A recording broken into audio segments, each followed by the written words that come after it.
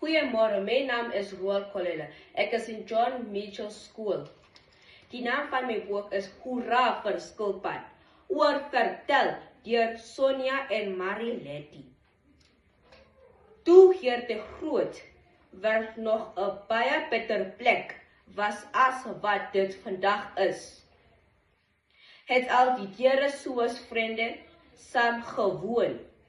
Hulle was nie bang vir mekaar nie. Hulle het gelukkig saam gebly en koning Leeu het oor hulle geheers. Die diere het allerhande groente geëet, net soos mense. Maar omdat hulle nie grond van hul eie gehad het nie,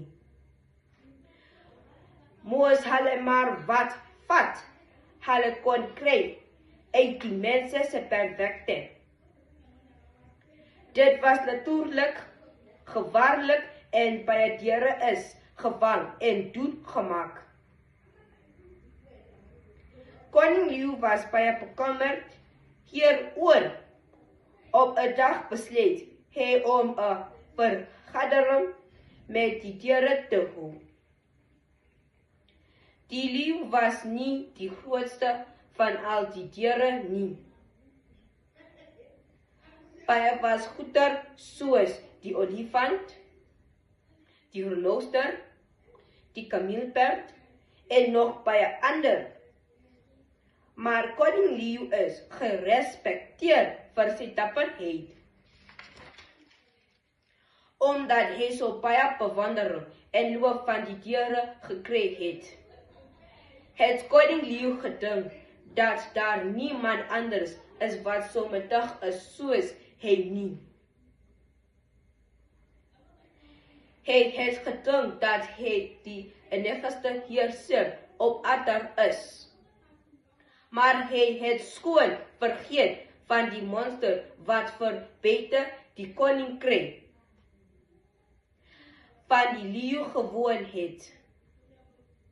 Die agterlike monster het enigiets wat hy in die hande kon kry, gewat groente is hy geen vlees kon kry nie. Die diere is opgewonde oor die plan. Ja, hoekom sal ons nie ons eie kos plant nie?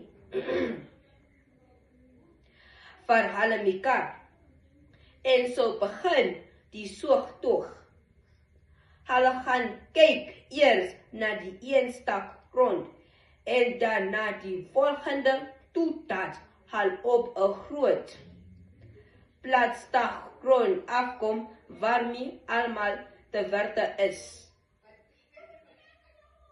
Die volgende dag kry elkeen 'n skoofpik en dadelik begin hulle skoffel en plant.